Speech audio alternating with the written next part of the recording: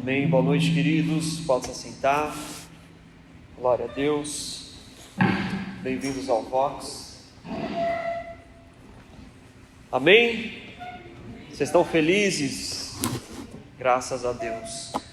Abre comigo a palavra de Deus em Zacarias, no capítulo 9.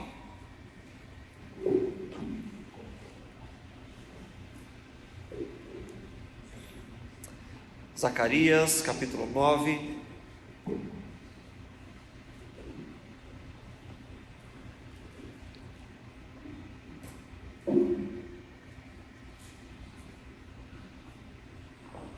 Amém. Estamos no final da nossa série Os Livros dos Profetas. Esse é o penúltimo culto da série. Finalizaremos Zacarias daqui a 15 dias. Hoje faremos a leitura do capítulo 9, a exposição do capítulo. Amém? Fecha seus olhos por um instante. Espírito Santo, nós adoramos a Jesus. Espírito Santo de Deus, nós pedimos que o Senhor governe sobre essa noite. Que o Senhor governe sobre os nossos sentimentos, sobre o nosso entendimento, sobre a nossa mente, sobre o nosso coração. Pedimos ao Espírito Santo de Deus que você descortine o nosso entendimento para que a Tua Palavra possa vir e trazer luz à nossa vida. Em nome de Jesus, nós queremos ter um encontro verdadeiro com a verdade, com a Palavra que provém do Senhor, Pai. Por isso, Senhor, transforma e toca os nossos corações, Pai. Fortalece-nos na fé, Deus, em nome de Jesus é o que nós te pedimos. Nos alicerce na verdade para que a gente nunca se desvie dela, Pai. É o que nós te pedimos. Essa noite é sua, Senhor. Encontre aqui a tua liberdade, que nós, Senhor, desejamos a ti, e é por isso que nos encontramos aqui. Amém. Amém, queridos? Zacarias capítulo 9, vamos fazer a leitura a partir do versículo 1.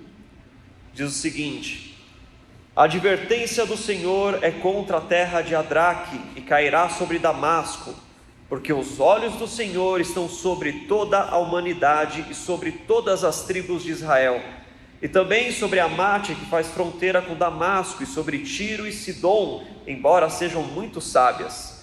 Tiro construiu para si uma fortaleza, acumulou prata como pó, e o ouro como lama das ruas. Mas o Senhor se apossará dela e lançará no mar as suas riquezas, e ela será consumida pelo fogo. Ao ver isso, Ascalon ficará com medo, Gaza também se contorcerá de agonia, assim como Ecrom, porque a sua esperança fracassou. Gaza perderá o seu rei, e Ascalon ficará deserta.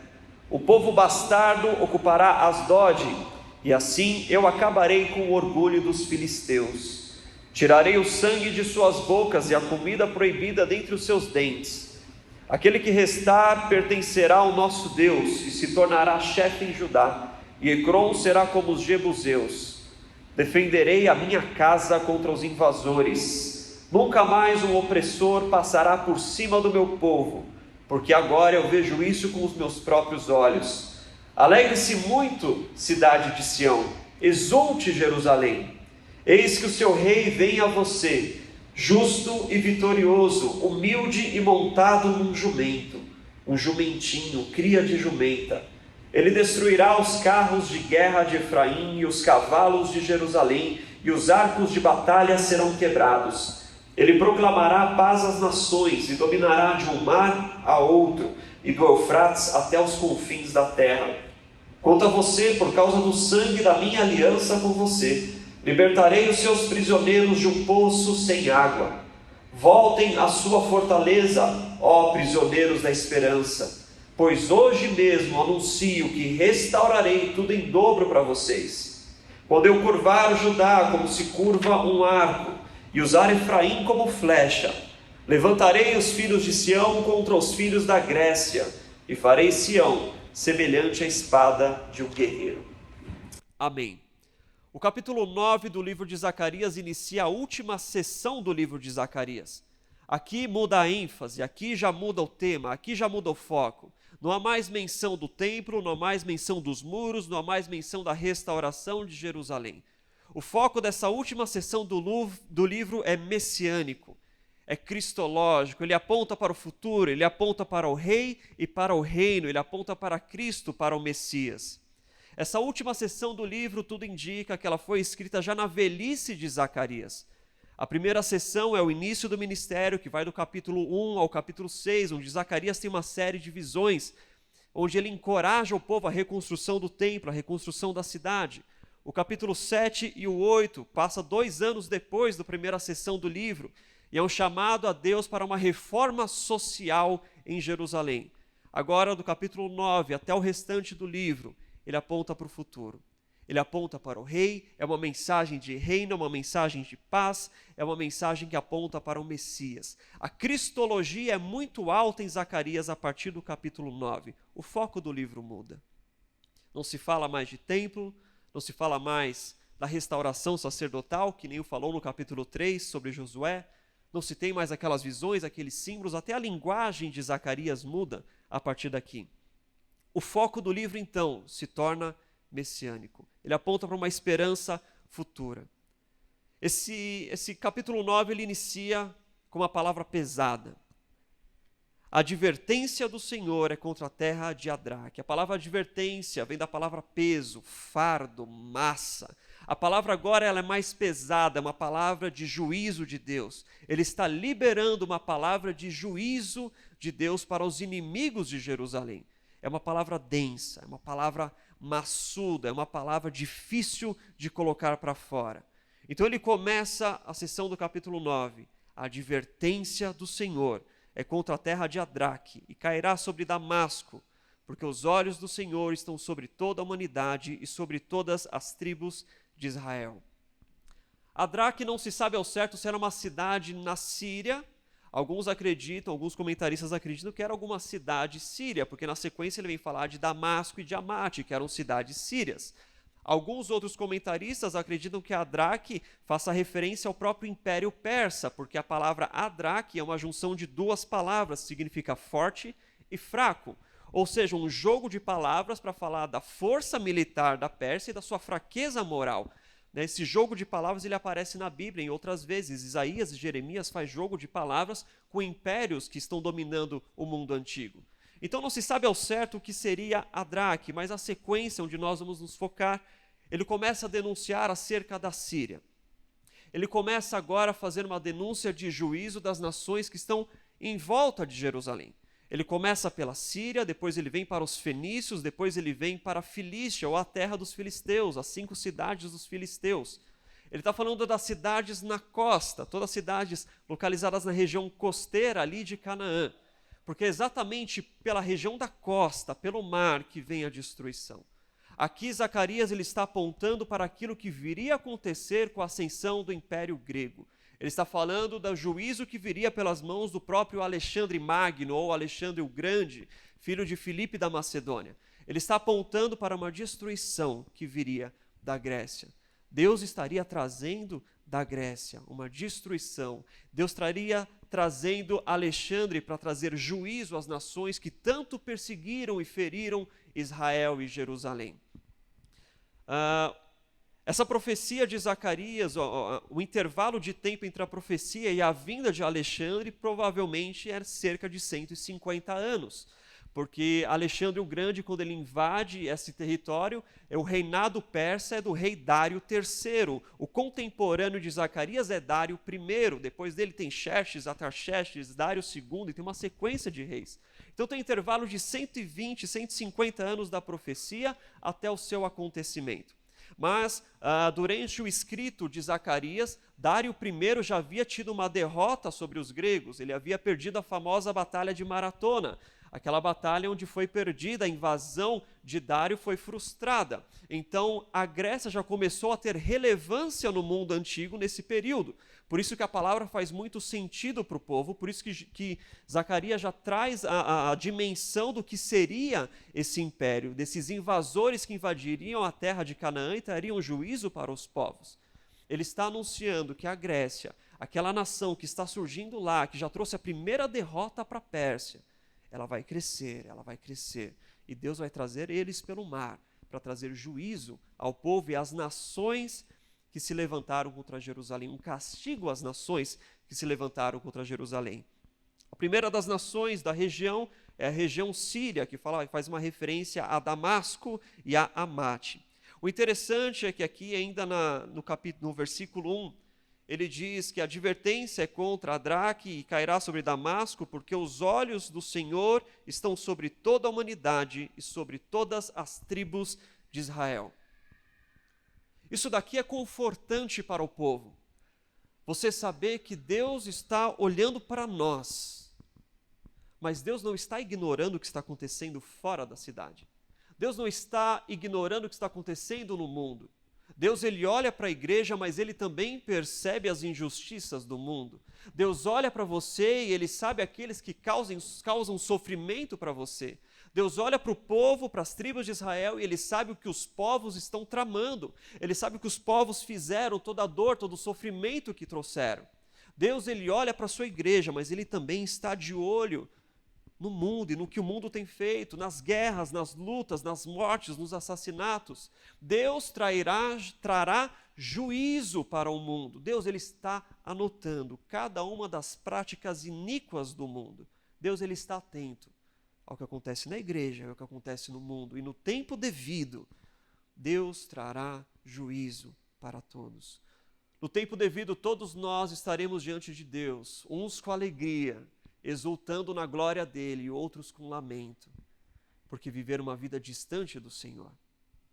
Uns entrarão num reino perpétuo de paz, outros entrarão num ambiente de condenação eterna. Um dia todos teremos um encontro com o Senhor, porque os olhos do Senhor estão sobre toda a humanidade e sobre as tribos de Israel. Deus vê o seu povo, Deus vê o sofrimento do seu povo, e Deus vai trazer juízo para aqueles que trazem esse sofrimento. Deus olha as nações ao redor e agora ele fala: chegou a hora. Juízo virá sobre vocês, porque eu estou anotando tudo que vocês fazem. O Senhor está de olho. Isso é uma palavra reconfortante para o povo nesse período. É um povo que ainda está sendo oprimido, afinal a cidade não foi totalmente reconstruída. Neemias só iria reconstruir os muros de Jerusalém anos e anos depois. Era uma situação de perseguição, era um medo constante, era uma insegurança constante. As outras nações abusaram do povo de Israel durante todo esse período. E Deus está de olho. É reconfortante para o judeu do segundo templo, do período do segundo templo, de que Deus está de olho naquilo que você está sofrendo, mas Deus não está ignorando o que está acontecendo do lado de fora. Deus trará o seu juízo e Deus fará resplandecer a sua glória para aqueles que se agarraram e se firmaram nele. Os olhos do Senhor estão sobre toda a humanidade, sobre todas as tribos de Israel, e também sobre Amate, que faz fronteira com Damasco, e sobre Tiro e Sidom, embora sejam muito sábias. Tiro construiu para si uma fortaleza, acumulou prata como pó e o ouro como lama das ruas. Mas o Senhor se apossará dela e lançará no mar as suas riquezas, e ela será consumida pelo fogo. Aqui ele está falando dos fenícios. A cidade de Tiro e de Sidom fazem parte do chamado povo fenício, o povo do mar. Era um povo que tinha uma grande frota marítima do mundo antigo. Era um povo extremamente comercial. Por eles estarem na região costeira, eles se aventuraram ao mar e se tornaram um povo muito rico. Por isso, os fenícios eles eram ricos, eles tinham grande sabedoria. Eles acumularam prata e acumularam ouro pelas suas relações comerciais. Eles tinham navios que faziam, e eles montavam colônias em regiões do sul do mundo antigo.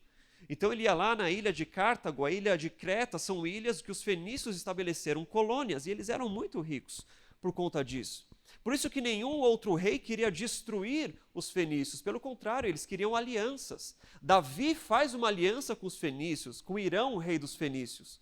Assim como Salomão também mantém essa aliança. Toda a madeira que foi usada no templo do Senhor foi enviada pelos fenícios. Havia essa aliança com esse povo pelo seu conhecimento, pela sua cultura. O próprio rei Irão mandou trabalhadores para trabalharem na construção do templo do Senhor. Isso fez com que os fenícios se tornassem orgulhosos, muito orgulhosos. Eles se acharam os senhores do mar e os senhores da terra. Orgulhosos, soberbos. Ezequiel capítulo 28 é um texto que muitos atribuem a Satanás, quando ele fala de um querubim ungido, orgulhoso, soberbo. Mas na verdade, Ezequiel 28, ele está falando do rei de Tiro. Ele está falando do rei de Tiro, que na sua soberba ele caiu. Por conta da sua soberba, do seu orgulho, por conta do seu ego inflamado, ele cai. Essa interpretação alegórica desse texto de Ezequiel 28, ele surge lá na patrística ainda, em alguns pais da igreja, com essa interpretação entendendo que fala de Satanás. Mas na verdade, Ezequiel 28, ele está falando do rei de Tiro, da sua riqueza, da sua grandeza, da sua soberba, e como isso seria a sua ruína. Ezequiel capítulo 26, ele também aponta sobre as riquezas e sobre o juízo que Deus traria sobre a região de Tiro, a região dos fenícios. Ezequiel 26, 12, Deus diz o seguinte: roubarão as tuas riquezas, saquearão as tuas mercadorias, derribarão os teus muros e arrasarão as tuas casas preciosas, as tuas pedras, as tuas madeiras e o teu pó lançarão no meio das águas. Farei cessar o arruído das tuas cantigas e já não se ouvirá mais o som das suas harpas. Farei de ti uma penha descalvada, virás a ser um enxugadouro de redes, jamais serás edificada, porque eu, o Senhor, o falei, diz o Senhor Deus. Deus ele já havia trazido um juízo, já havia declarado um juízo sobre o povo fenício. O povo fenício, além da sua soberba, além do seu orgulho, eles cometiam uma das maiores práticas absurdas e abomináveis do mundo antigo, que era o sacrifício infantil. São nas ilhas fenícias e nas colônias fenícias que a arqueologia encontra a maior quantidade de túmulos de crianças sacrificadas na prática do molque, que era um sacrifício que você sacrificava uma criança ao deus Baal. Isso era algo absurdo, isso era algo abominável para Deus, porque Deus fala, olha, os primogênitos pertencem a mim. Mas os fenícios tinham essa prática que inflamou o mundo antigo, e inclusive alguns dos reis de Israel acabaram sacrificando seus filhos em adoração a deuses pagãos. Então Deus havia declarado, eu destruirei vocês, na sua soberba cairão, derrubarei os seus muros e destruirei as suas cidades para que nunca mais fossem edificadas. Diante da invasão assíria e de Nabucodonosor, a invasão babilônica, a cidade de Tiro ela foi destruída. A cidade de Tiro foi totalmente devastada. Mas eles construíram uma nova cidade a 800 metros da costa, numa pequena ilha, e fizeram de lá uma ilha fortificada, com muros de 5 metros de largura. Eles acreditavam que aquela ilha era inexpugnável, ninguém poderia adentrar, ninguém poderia destruir. Era chamada Nova Cidade de Tiro, a antiga cidade foi destruída, que era que ficava na costa, e ali naquela ilha eles montam uma grande cidade, uma grande fortaleza e falam, ninguém vai derrubar a gente. É que nem o cara que criou o Titanic falou, nem Deus pode afundar o Titanic. Essa era a arrogância do rei de Tiro. Ninguém pode derrubar os nossos muros. E é diante da invasão de Alexandre o Grande que aquela cidade é destruída. A história conta que Alexandre usou os destroços da cidade antiga para fazer um caminho nas águas para chegar até essa ilha. E nessa ilha ele conseguiu entrar com catapultas e subindo e destruindo a muralha, e ele foi impiedoso com a cidade de Tiro. Deus está trazendo uma condenação para os tiros, os fenícios. O Senhor virá contra vocês. Tudo que você tem, as suas riquezas, o seu orgulho, onde você apoiava o seu orgulho, onde você acreditava que você era forte, eu vou te mostrar que você é fraco. O fogo passará por tudo, destruirá a sua cidade, os seus muros, as suas riquezas. Tudo será consumido pelo fogo, e de fato foi. Esse aterro que Alexandre o Grande fez, ele ainda está lá hoje. Se você for para lá, você vai conseguir ver esse aterro que liga até a ilha, onde era a nova cidade de Tiro. Destruída por profecia, por ordem do Senhor. Na sequência, ele traz uma sentença contra as cidades filisteias. Ao ver isso, Ascalon ficará com medo. Gaza também se contorcerá de agonia, assim como Ecrom, porque a sua esperança fracassou. Gaza perderá o seu rei e Ascalon ficará deserta. Um povo bastardo ocupará Asdod, e assim eu acabarei com o orgulho dos filisteus. Tirarei da sua boca, tirarei o sangue de suas bocas e a comida proibida dos seus dentes. Aqui ele já traz uma sentença aos filisteus, famosos inimigos de Israel durante muito tempo. Os filisteus também eram estrangeiros naquela terra. Os filisteus também eles vêm de uma origem micênica. Então eles vêm pelo mar e repousam naquela terra. Eles não eram nativos de Canaã. Assim como o povo judeu, assim como os israelitas e os hebreus entraram em Canaã, uma terra estrangeira, os filisteus também eram estrangeiros, mas durante muitos e muitos e muitos séculos, grandes inimigos de Israel. Impiedosos, idólatras.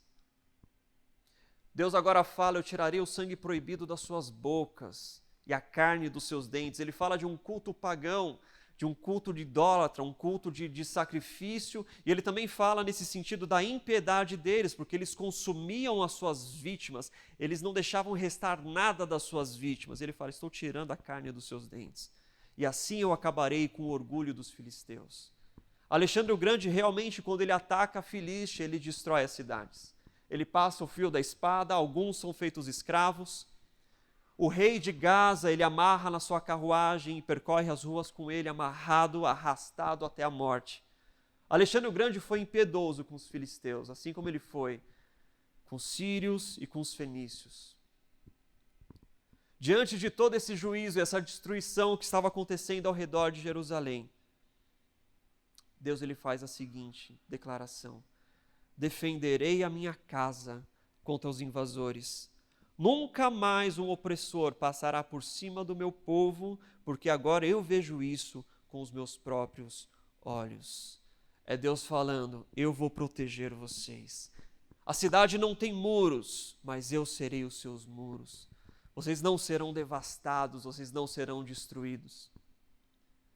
E a história de Alexandre é realmente muito interessante, porque as outras nações são destruídas, mas Jerusalém não. Flávio Joséfo ele faz um relato do dia em que Alexandre o Grande entra em Jerusalém. Na noite anterior, Deus em sonho havia falado com o sumo sacerdote: olha, amanhã você vai enfeitar a cidade. Amanhã você vai orientar as pessoas da cidade de Jerusalém a se vestirem de branco e a irem às portas das suas casas. E você, sumo sacerdote, vestirá uma túnica branca e azul. E no outro dia é isso que acontece. Segundo o relato de Flávio Joséfo, o povo sai às ruas vestido de branco, a cidade está enfeitada, o sumo sacerdote está com uma túnica azul e branca, e Alexandre o Grande chega. Com o exército, com suas tropas, com seus generais, ele encontra as portas abertas. A história diz que conforme Alexandre vai entrando, ele vai se impressionando com o povo e com a procissão do povo. Ele vai em direção ao sumo sacerdote e se ajoelha diante dele. Quando Alexandre se ajoelha diante do sumo sacerdote, os seus generais ficam escandalizados. O que está acontecendo? Por que você está fazendo isso? E Alexandre faz a seguinte declaração: não estou adorando ao sacerdote, mas ao Deus que ele serve. Pois foi ele quem vi em meu sonho, vestido do jeito que ele está, quando ainda estava em Dior, na Macedônia. Quando refletia sobre como poderia me tornar senhor da Ásia, ele insistiu que eu não hesitasse, mas prosseguisse confiantemente, pois ele mesmo conduziria meu exército e me entregaria o império dos persas. Deus em sonho havia falado tanto com o sumo sacerdote quanto com Alexandre. E é dessa forma que Jerusalém não foi destruída diante do poder militar da Grécia. Diante dos seus carros, dos seus cavaleiros, das suas tropas, Jerusalém foi preservada, enquanto todas as nações ao redor foram destruídas, conquistadas, escravizadas. Deus foi o muro do seu povo. Deus protegeu o seu povo diante da opressão. O Senhor protegeu o seu povo diante da destruição. Eu serei o seu muro, eu serei a sua fortaleza. Eu guardarei vocês diante da destruição. Eu serei aquele que vai cercar vocês como um muro de fogo, assim como eu protegi vocês no deserto. Assim como eu guardei vocês do sol, eu continuo fiel à minha aliança que eu fiz com vocês. Por isso vocês não serão mais oprimidos. O texto continua, e agora ele faz um grande contraste. Versículo 9: alegre-se muito, cidade de Sião, exulte Jerusalém, eis que o seu rei vem a você, justo e vitorioso, humilde e montado num jumento, um jumentinho, cria de jumenta. Agora ele aponta para o rei de paz. Nesse momento ele fala: vocês têm que se alegrar, vocês têm que exultar. Diante daquele cenário de medo, de incerteza, de perseguição, alegre, exulte. Por quê? Porque o seu rei vem a vocês. Não havia rei. A dinastia não estava mais firmada em Jerusalém, ela não tinha autonomia política. Ela estava debaixo do Império Persa.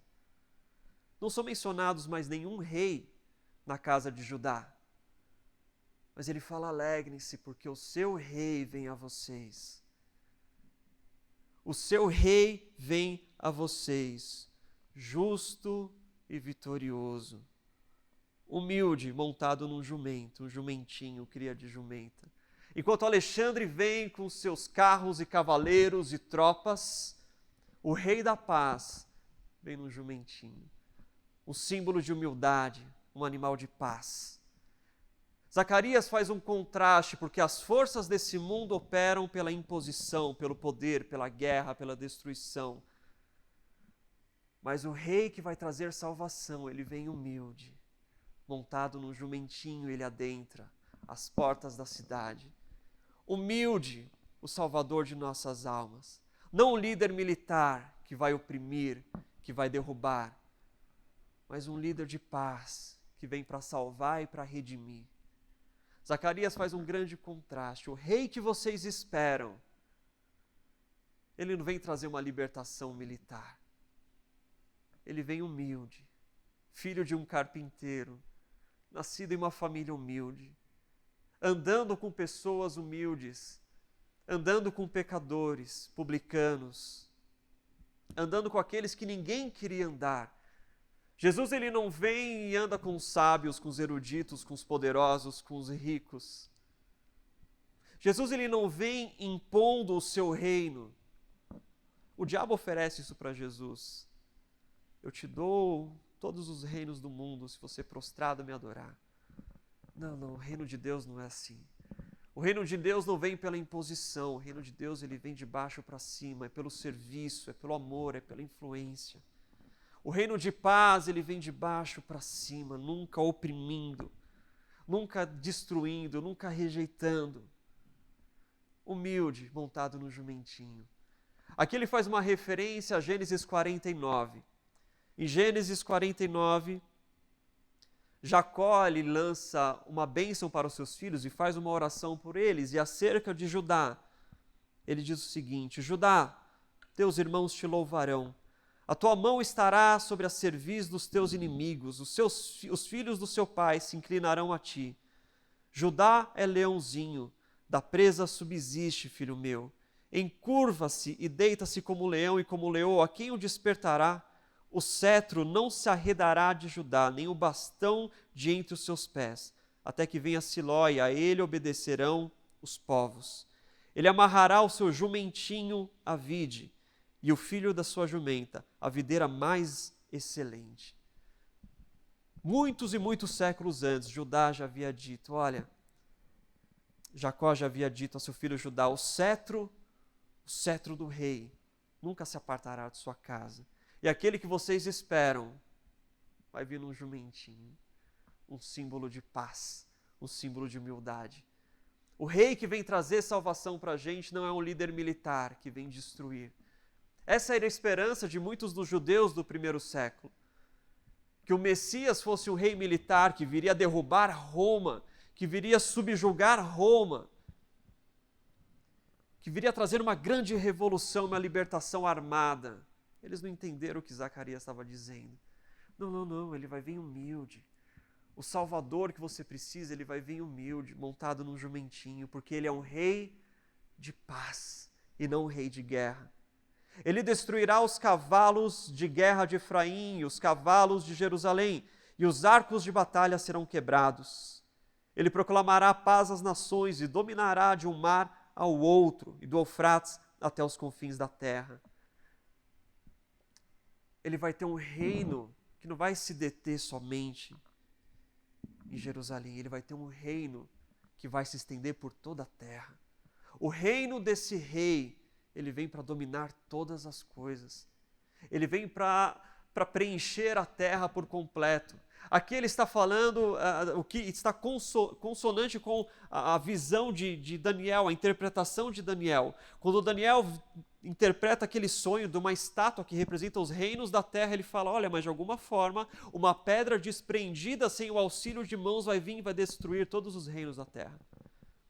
E o que acontece depois? Essa pedra, então, ela vem e preenche toda a terra.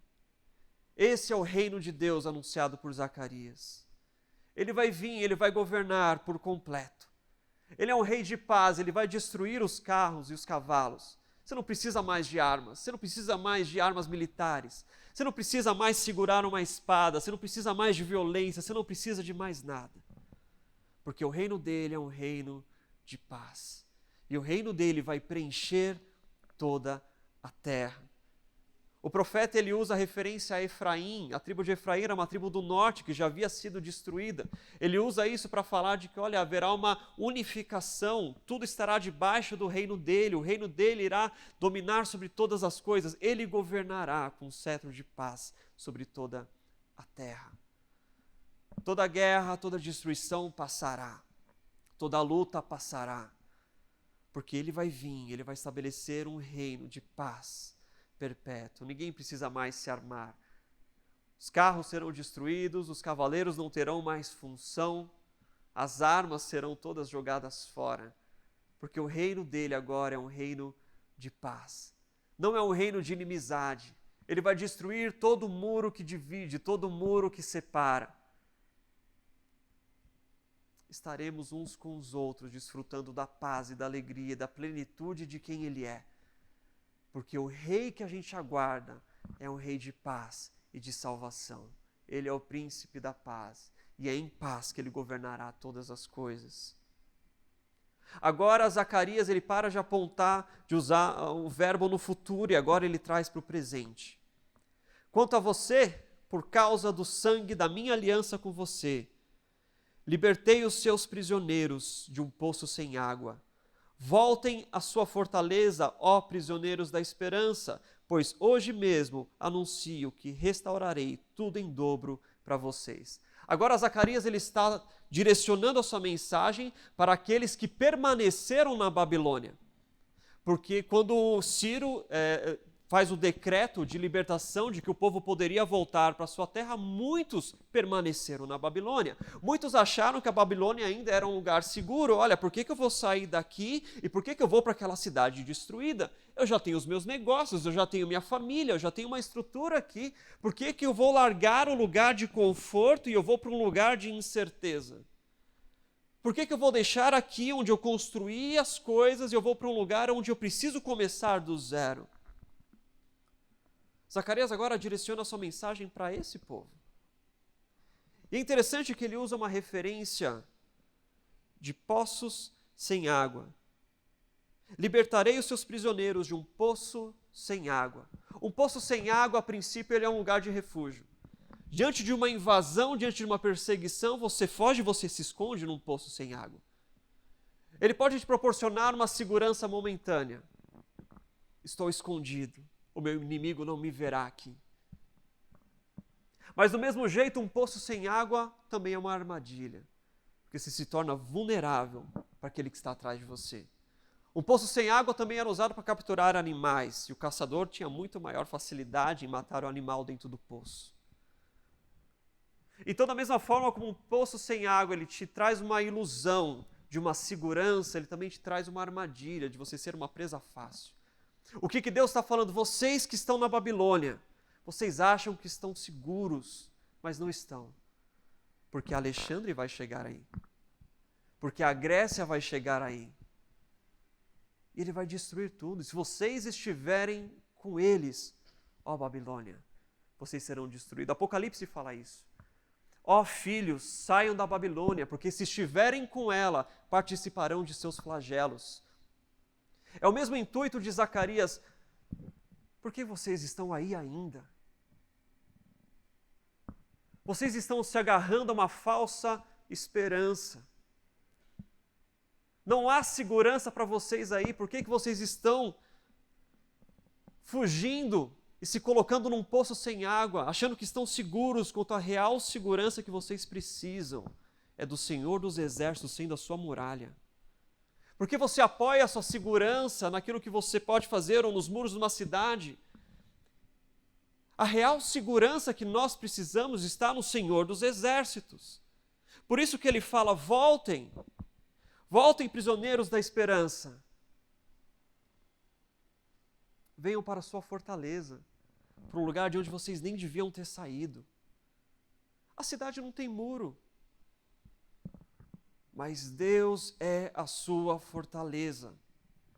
Ele é que te protege, Ele é que te salva, Ele é que te segura. Não existe salvação em outro lugar senão nele.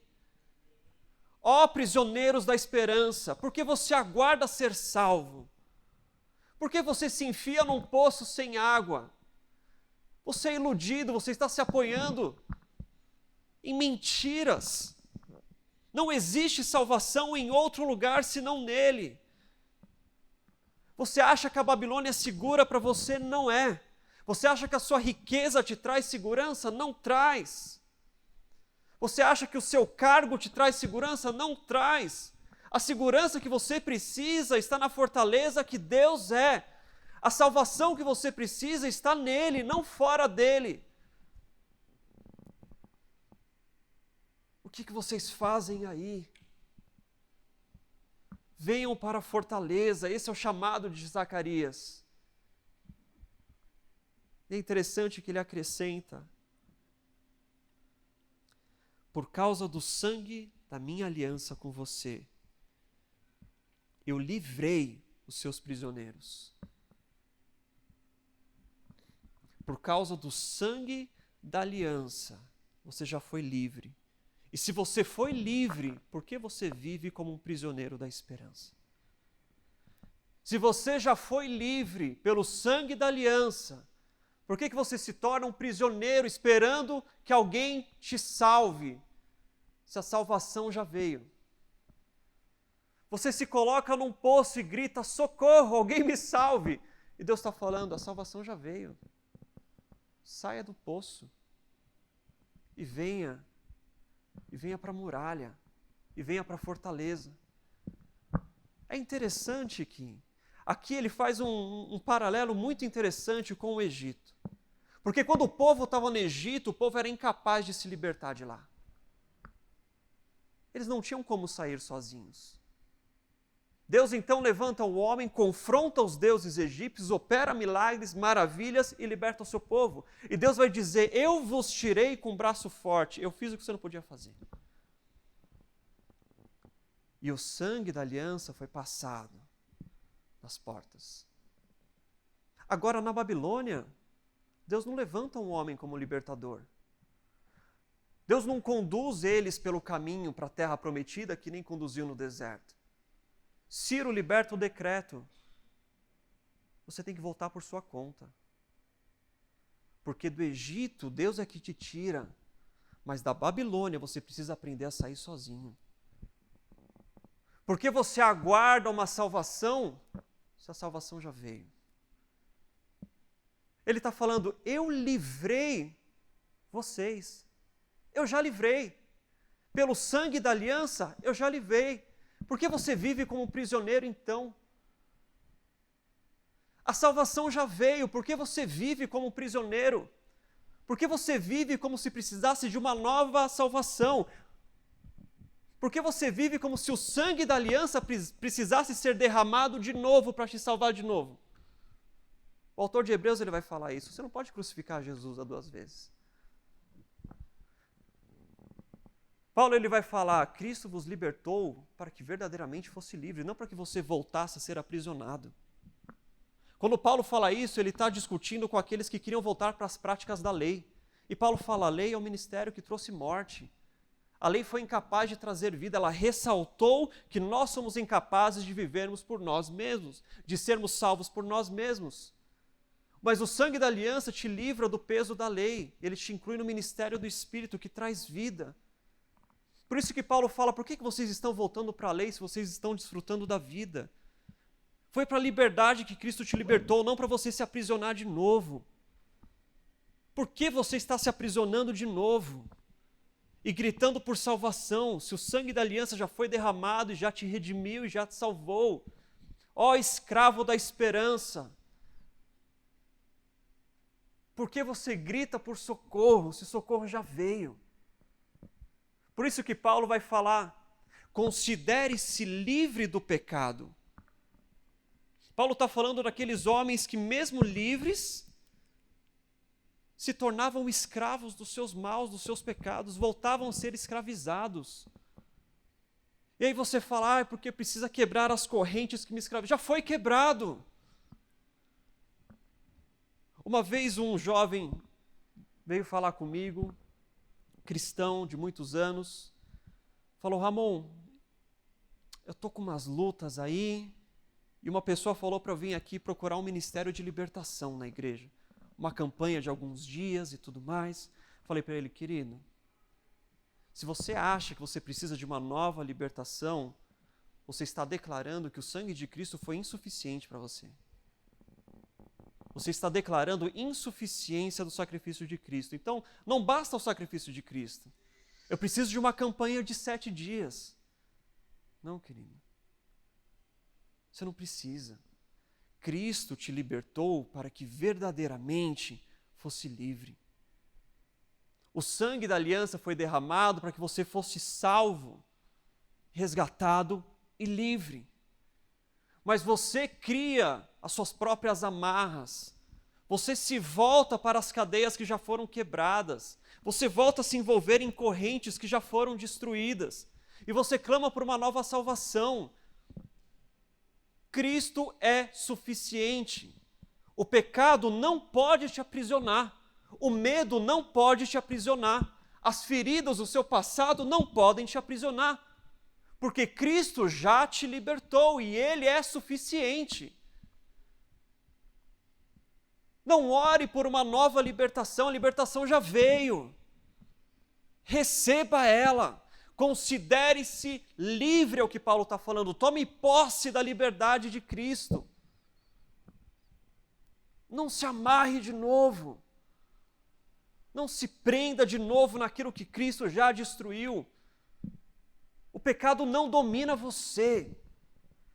O medo não paralisa você, ó prisioneiro da esperança. Porque clama por socorro, se socorro já veio. Porque clama por liberdade, se livre já és.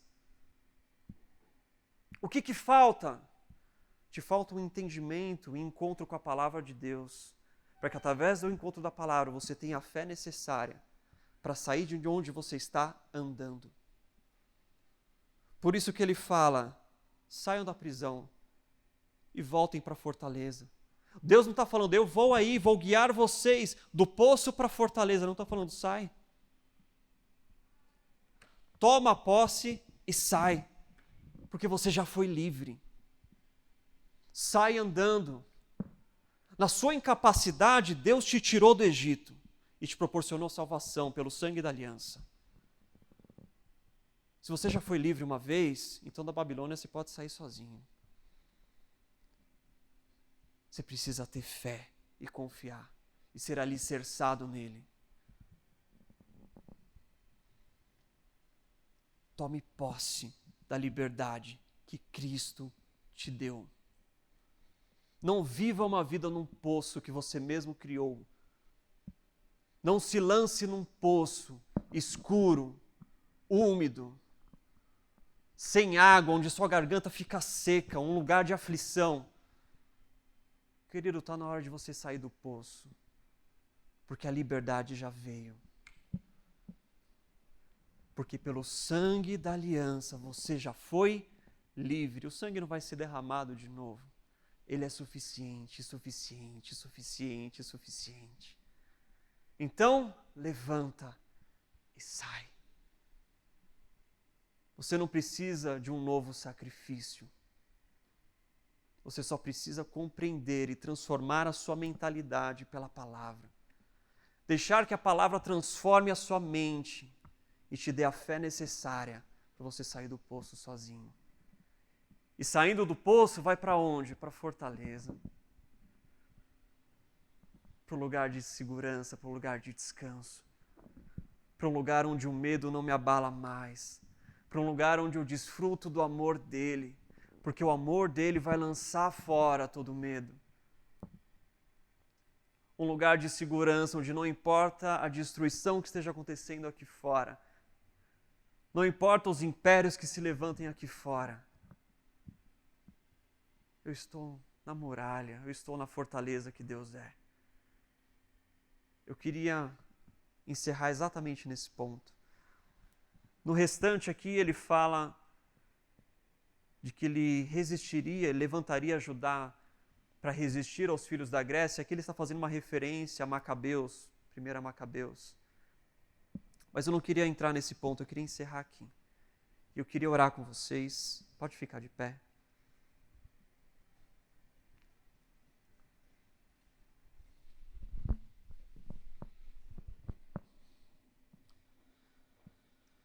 Querido, se você vive aprisionado pelo medo,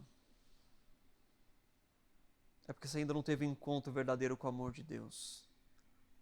Se você ainda vive aprisionado pelo pecado, é que você ainda não teve um encontro verdadeiro com a palavra que liberta. Por isso eu quero orar por você.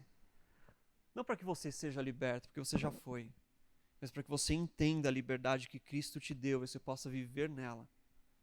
Alegre, pleno, exulte, é o que Zacarias fala. Alegrem-se, exultem, para que você possa viver essa alegria, essa exultação no Filho de Deus, por aquilo que Ele já fez, porque o sangue da aliança já foi derramado.